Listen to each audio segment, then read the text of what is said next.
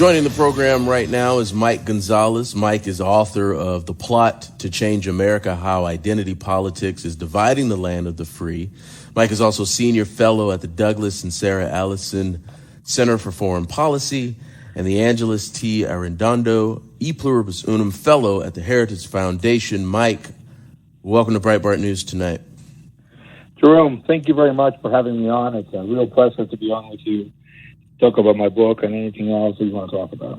No, absolutely. I do want to talk about the book. I'm an author myself, and I'm always just intrigued, really, to dive in to books, especially when the titles are long, and you do have one. But we know that identity politics has become a feature, particularly it's a bludgeon that's wielded by the left. And we know it is to divide the country. But please, I know you dive into that in your book, but sort of give us the big takeaways, the major points that you wanted to make and get across in this book, Mike. Okay, so I'm going to give you actually, that's a very interesting interview question. Nobody has asked it that way. So I'm just going to give you the main points that come off the top of my head, and you take it from there. So Yeah. that's great. That's a great way to start the interview. One is that I wanted to shed light on what has happened. Most Americans don't know what has happened, who did it, why, who, how. The other one is to make sure that I explain that this is not a grassroots. The other one is to make sure that I explain that this is not a grassroots effort. This is one of the big myths, and identity politics is able to perpetuate itself because Americans are fair-minded and say, well, this is just a grassroots thing. It's a cry for attention. No, it's an elite project. Number three, it really is a Marxist effort. It's a Marxist effort, even though it's not economics, because it's not based on economic classes. It's based on identities that can be based on race, ethnicity, sex, sexual orientation, gender, disability status, and so forth. Whatever bestows a victimhood status, it is Marxist at its core because it sets up society as a dynamic between the oppressed and the oppressor. And another point that I will just make to you is that it is inimical to our liberty. I zeroed in on it. I wrote a book about it because I think this is the jugular issue of our times.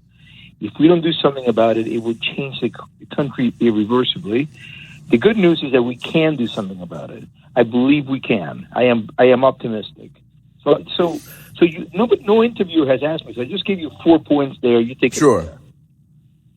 Sure. No, one of the more interesting they're all interesting, but the one that jumps out to me, you said it's not a grassroots effort. That is the effort and the campaign, the consistent campaign to use identity politics for whatever means. You said it's an establishment effort. I mean, explain that, like how that got started and maybe how the misconception is made. So, for example, in one of my chapters, I explain how President Obama in 2016 almost got another identity group created by the bureaucracy, this one for MENA, Middle East, North Africa. Mm-hmm. Americans with origin in that this great expanse of land between Morocco and the Persian-Afghan border. People with many nationalities, many linguistic groups, as diverse as Berbers, Persians, Arabs, Turks, what have you. In the debate that was had at the Census Bureau in 2015, by the way, a debate that is very eye-opening to begin with because we had people like Linda Sarsour, who is a Palestinian-American who is a well-known anti-Semite. Mm-hmm. The fact that she gets invited to the Census Bureau to advise on how to create a category to tell us all we need to know about agency capture in the United States government at the moment. They debate the fact that most Americans of these ancestries do not want the category. They say then there is no clamor for this. But then they say in the debate, and the debate, by the way, it's on video. You can Google this. You can get it. That's how I got it.